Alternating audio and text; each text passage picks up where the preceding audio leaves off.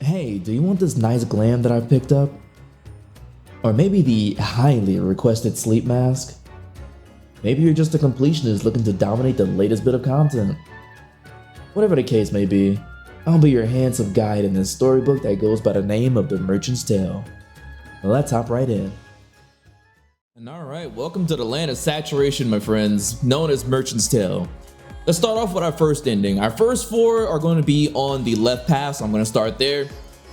As usual, you guys are going to go through the left path as normal. Pick whichever, left or right path you want once you get there and fight whichever boss you want, whether it's the genie or the giant griffin.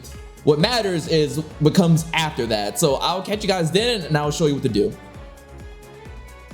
Alright guys, after you beat your boss of choice, whether it's the cave or the path over here with the griffin, you'll walk over to this clearing. Now for this first ending, it's pretty simple. All you have to do is go to this damaged fence. Get your spoils first, but go to this damaged fence, knock it on down, boom, it opens up a side path for you. And now specifically, because we may have to come here twice, you'll want to come over here and you see these baby birds. There's an apple, they want the apple, they love the apple, it's great. We sit here, we wait for a second.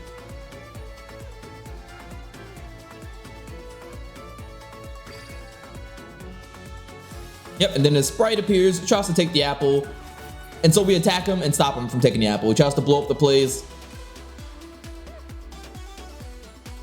Gets real upset about it. Yep, there we go. Then the mother comes in and stops him. So that is how you get the ending one. Now we just go and finish out the dungeon as normal, and the spirit will appear, the sprite will appear alongside the mama bird in the actual fight up ahead. Alright, so for this mechanic, 5 sprites will spawn around the room. They will cover the entire room in AoEs, which will initially leave no safe spot, but the legendary bird that we helped earlier will come down, use an AoE that will take care of 3 of the sprites, making a safe area that you can walk into. Now, once that happens, the mechanic will simply repeat itself. The last 2 sprites will then teleport again, do another AoE, and the legendary bird will take care of those 2, and you will have passed this mechanic.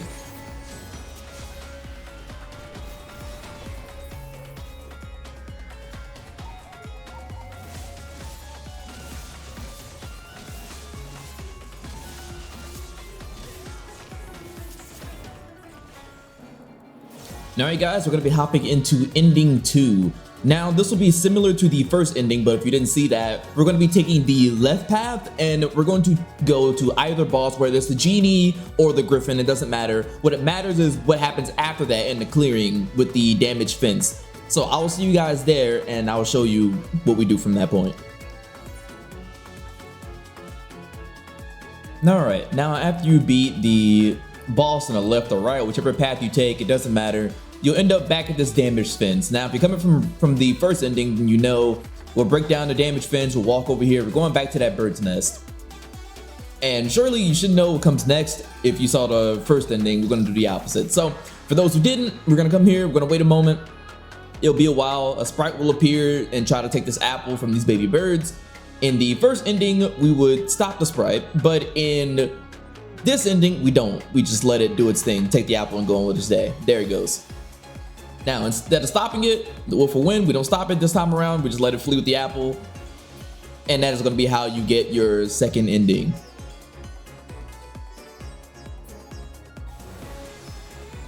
Boom. Now from here, you just go and finish the run as normal. There'll be one mechanic that'll be different on the boss. But other than that, you have your route 2, my friends. And I will show the changed boss mechanic.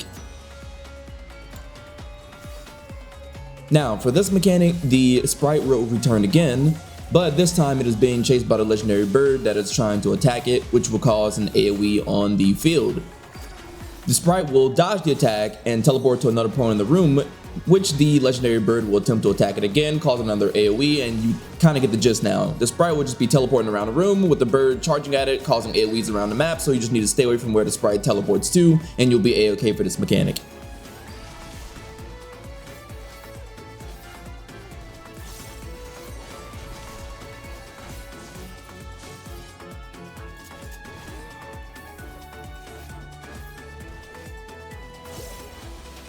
Alright my friends, ending 3 will once again take us down the left path.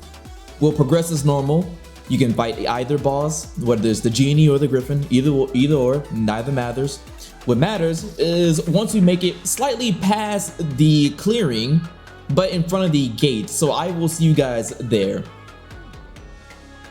Now our goal is going to be to get in that door to the left over there, and how we're going to do that is by using these two guys here at the main gate. So simple enough, we're going to grab these guys as soon as we can. Alright, cool. Now you see this broken fence right here, well I guess this cracked gate. You want them to use Ancient Arrow on this gate. They're going to target you with it, so you just stand next to the railing and they'll hit it as well as you. So once you break this, you go through here and you proceed as normal, and that's how you get your third ending, my friends.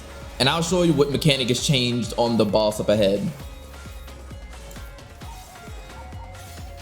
For this mechanic, an aerial wisp will spawn in the room and cast a tornado at one corner of the room that will travel to another point in the room. Once it reaches said point, it will then rotate and travel to another point.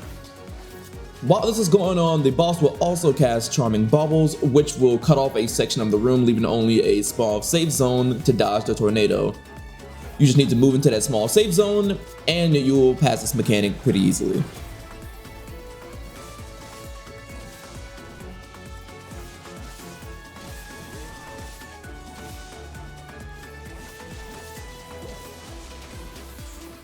Alright my friends, it's time for the fourth ending, and the last time we'll be taking the left path. Now for this, there's nothing special that goes on here. You just need to go down the left path, don't interact with anything, don't interact with the damaged fence, don't interact with the fragmented railings, just go through the entire thing as normal and go to the final boss, beat her, and then you'll have your fourth ending. And I'll show you guys the mechanic that is associated with this, which I guess is kind of just her default fight. But I will see you guys for the fifth ending and on the right path after that. And if you guys have made it this far, then feel free to like and subscribe. I'll catch you there. Okay, 4 carpets will spawn down into the room, and the boss will also cast Charming Baubles, which will spawn 3 baubles in 3 of the lanes, leaving 1 lane open. Now the carpets will come back down, they will cover the baubles, and then it is going to be a case of follow the safe spot as the carpets start to move around. Once they move a few times, the Charming Baubles will detonate, and you just need to be in the lane that is safe.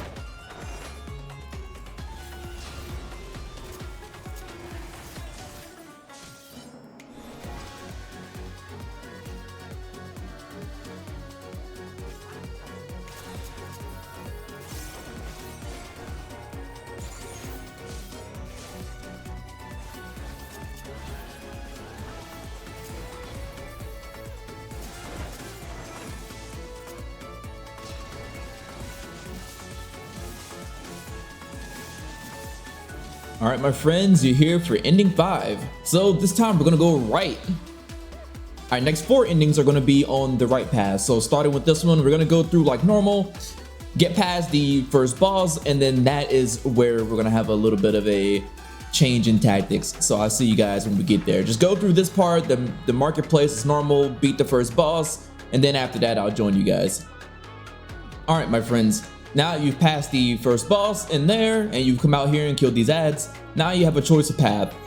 You want to go towards the seaweed path. The seaweed won't steer us wrong. That's where we want to go, and that goo up there is our target. Now for this route here, we're going to want to grab it, and it has 1 attack, just 1 attack, and it's inhale. We want him to inhale these fragments that are on the ground. These shard fragments here, it's on the ground, these piles, we just have him inhale all these, and that's how we get our ending. So I'll show you guys here in a second whenever our favorite NPC decides to finally get over here. Alright, there we go. Now you can actually kind of angle him, kind of like this, and you can, bam, you can knock out 2 in one go. So you should get these two piles in one go. Yep, as you see, got those 2 piles, and then you can angle them again like this, and get the other 2 piles. Pretty easy peasy. Now, nothing special there.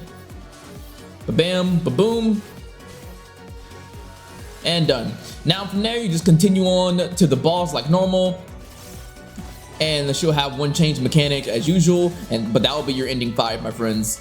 So I'll show you guys the mechanic and then we'll get into ending 6. Okay, the boss will start off by casting Familiar Call as normal, but this time the Goobos will be on the sides of the map as well, so you need to worry about them as well as the other 2 creatures. Now you do this mechanic as normal by dodging the AoEs according to, the boss's Serenade, but the Goobos will also be spawning bubbles on the side of them that you must dodge. So you simply dodge the mechanic like normal, but be wary of the bubbles that the Goobos are casting and you'll pass this mechanic no problem, my friends.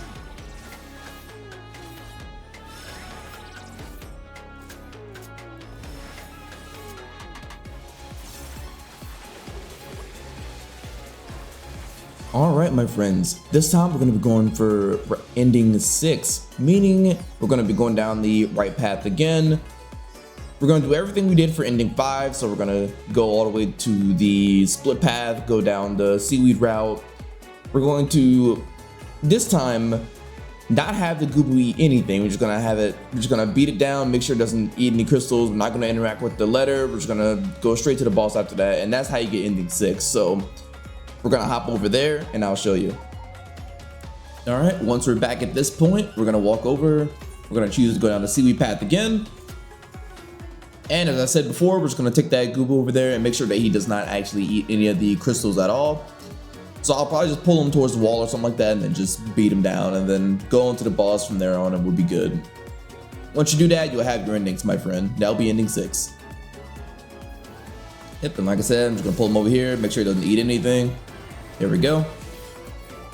I'll of course show the mechanic that changes with the boss, but I'll see you guys in ending 7 where we're gonna actually take the beach path now and get our last 2 endings, our ending 7 and 8 for the right path here, and then we'll be all wrapped up with the right path and we can head on over to the middle path and get the 4 endings there and then the one final 13th ending. Okay. So for this mechanic, the boss will start off by casting Aqua Spear, which will cover up a few tiles on the map with water in which you do not want to walk into. After this, the boss will cast Alluring Order, which will assign a direction to you, and you will walk in that direction once the mechanic actually goes off. So in order to dodge this, you just simply need to position your character to not walk into the water tile or into the edge of the walls whenever the Alluring Order goes off.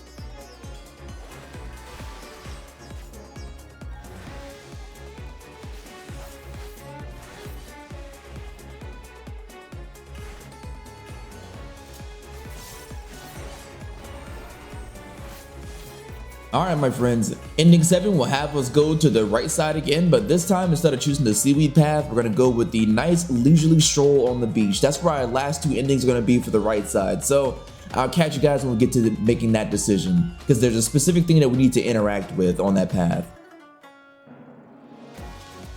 Alright, now we're going to go for a fancy stroll on the beach, taking us down the left side here. And it's pretty simple to get this ending.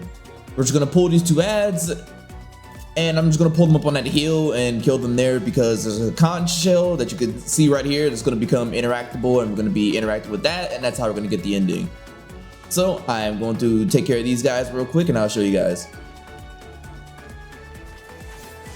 Alright, here we go. So as you can see, we have the giant conch shell right here that we interact with. Ba-bam.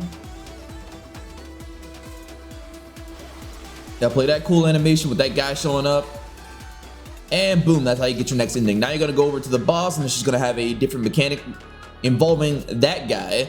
So I'll show you guys that, and then we'll go on to ending 8. For the mechanic Big Wave, the manatee from earlier will spawn on one side of the map and start casting a tsunami, which will push you to the other side of the arena. There will also be 3 AoEs in 3 of the lanes, but 1 lane will be completely clear. So to dodge this mechanic, you simply need to get pushed back into the safe lane and you'll be a-okay. The boss will cast this 2 times, dodge it 2 times, and you're all good here.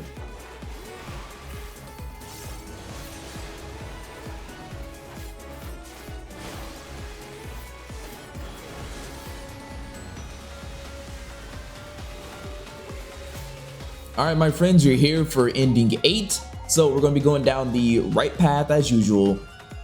And right past the first boss, you're going to have the option of going to the seaweed path or just to walk down the beach. We're going to go down the beach. We're we're gonna take care of the snails and we're gonna go on to the boss. We're not gonna touch the conch shell or anything like that. So we're just gonna go down that path and go straight to the boss. And that is gonna be how you get your 8th ending, my friends. So I'll see you over there. All right, my friends, and once you make it to this point past the first boss, we just go ahead, take another stroll on the beach. This time we drop the shell dwellers and continue on our day. We don't go to the giant conch that's over there. We just continue on this path. We don't touch that at all. We just go this way. And that will give you ending number 8, my friends, and the last ending for the right path for now. Next, we'll be heading over to the middle path for endings 9, 10, 11, and 12. So I will see you guys over there once I show you the boss mechanic for Route 8. For this mechanic, the boss will cast a Ceaseless Current, which will spawn a wave on 2 sides of the map that will go across the map. So in order to simply dodge this, you wait for the wave to go off, move into the safe spot, and then it will continue dancing across the map. Do the same thing for the second wave. It goes off, move into the safe spot, and then it goes across the arena.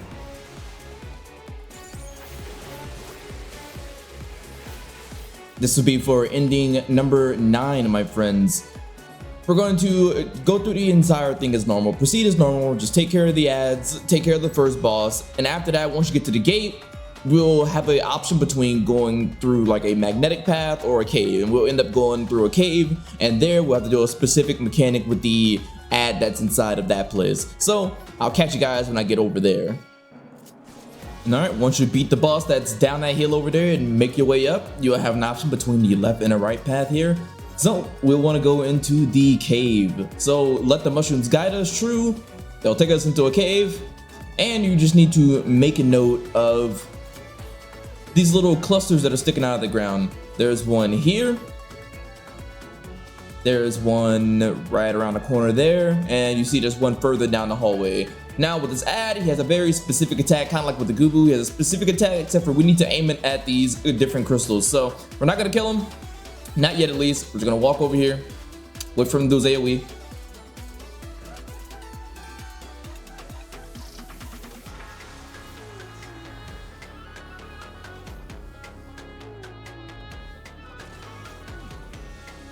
And we do that for all 3. And ba-boom, there you go. Now we got it covered. It opens up a path over here to the side, though you do not need to actually go this way if you don't want to. It pretty much just has a letter on this side that will give you a bit of a hint towards achieving the secret boss ending. So from here, you can just take care of this guy now, move on to the final boss, and then you'll have ending number 9. I'll show you guys the mechanic that's associated with this ending, and then we'll move on to ending number 10. Okay, for the special version of Steel's Breath, the boss will raise you into the air using magnetic levitation, and the arena will be covered in positives and negatives. You simply want to go to the opposite sign of the one that you have on you, whether it's if you have positive, you go to negative, you have negative, you go to positive, so that you get pulled back down to the ground, because the boss will then do a knockback, which if you're in the air, you then get pushed into the wall, which will take a ton of damage and possibly wipe. While you're on the ground, you don't get pushed back as far, so you don't have to worry about it. She'll do this mechanic twice, and then you'll be a-okay.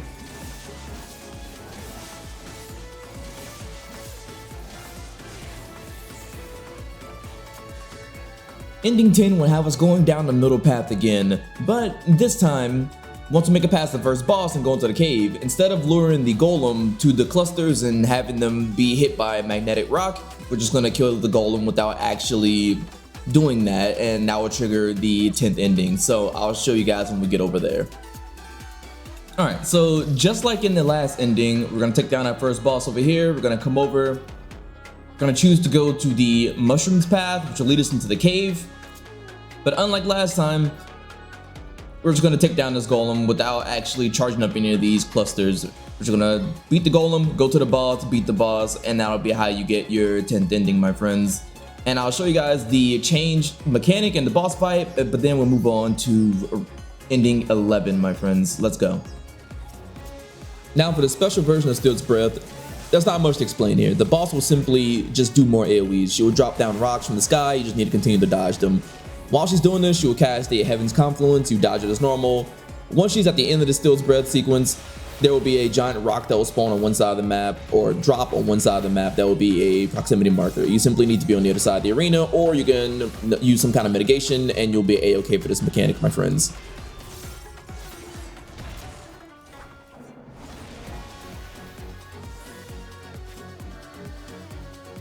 Now for our final two endings, 11 and 12, we're going to be going down the middle path and going to the floating rock section. So we're going to be starting out with ending 11. We're going to go to the floating rock section, like I said, after the first boss. I'll show you guys. And then we'll interact with 3 floating stones there that will trigger a mechanic on the final boss. So I'll show you guys when we get there exactly what to do. Here we are once again, my friends. We beat the first boss. We head up here. We have our choice of path. And now we're going to be going over to the left side where the floating rocks warrant a closer look. Now, once you come over here, we simply are going to go to these rocks on the ground. You see these dark rocks over there? There's one there, there's one off in the distance, and there's one up there on that hill. So we're just going to walk over to them. And what you want to do is stand on them like this. You can see they turn red. Bam, good. Now you want to do that for the other 2 as well. You don't have to interact with the ads here at all. You could just do this first and then go ahead and kill the ads, or if you want to kill the ads, you know, and then come do this, and that's sure, that's fine. All right, and one last one. These guys are probably going to aggro me on this one, so I'm a little close. Yeah, we get this last rock here. And as you can see, the magnetism of the atmosphere shifts. Bam, that means you got the 11th ending right there, my friends. So I'll show you guys the mechanic that is associated with this, but then we'll be moving on to the final regular ending, being ending 12, and then I will show you guys ending 13. But no, first things first, I'm gonna show you guys the special mechanic for ending 11 here. So I'll pop over there. For this Steel's Breath, 4 rocks will spawn on the corners of the room with signs on them. You will be tethered to them and also have a sign on you. The boss will also be casting a knockback, so your goal is to either get pushed or pulled into the middle of the arena for the knockback mechanic. If you have the same sign as the rock that you're tethered to, you want to be close to it so that you get pushed into the middle of the arena for the knockback mechanic. And if you have different signs, you want to be standing far away from the rock so that it pulls you into the middle of the arena for the knockback mechanic.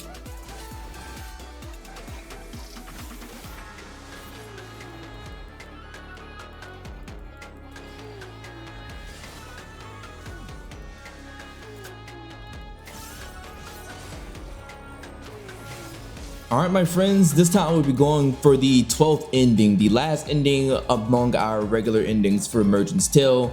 We're going to be going down the middle path, and we're going to be going back to the floating rocks area after this first boss here. But instead of interacting with the 3 rocks like I did in ending 11, we're going to ignore those, take care of the ads, and go straight to the boss. I'll end up showing you guys the mechanic that is associated with this ending.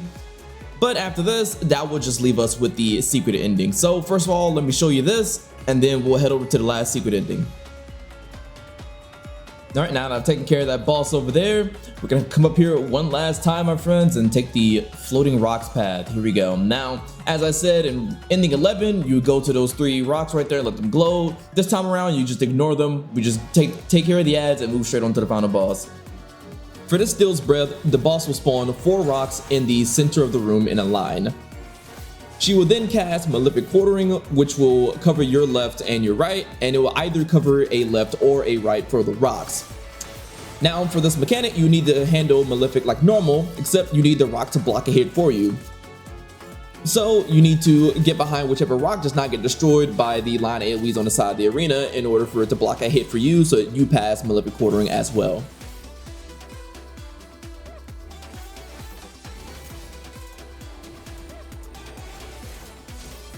Alright, my friends, here we are, ending 13.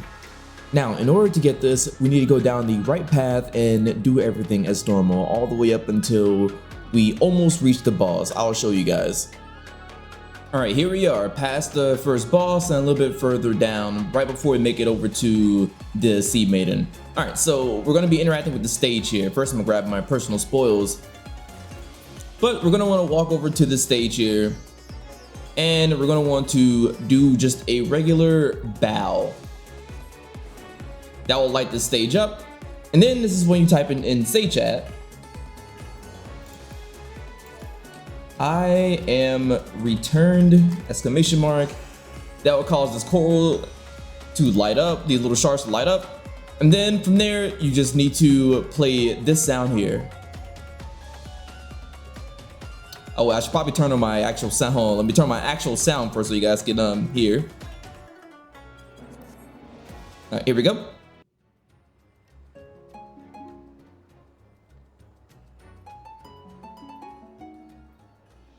So coral, conch, starfish, and pearl.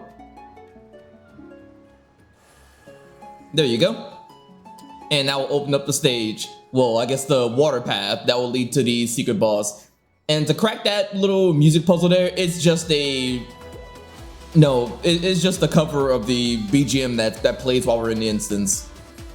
Once you head down the water path, you'll pop up here, my friends, right in front of Dan, the secret boss and the key to your 13th ending. Once you beat this guy, you'll move on to the little ruins, get your last treasure piece, bring it to the maiden, she'll be happy, and everything will be nice and great. You get your achievement, you get your night mask. If you've been following the guide along, you have all your endings done, my friends. So hopefully you guys enjoyed. If you did, please feel free to leave a like, feel free to subscribe, and I will catch you guys in whatever adventure I get myself into next. Peace.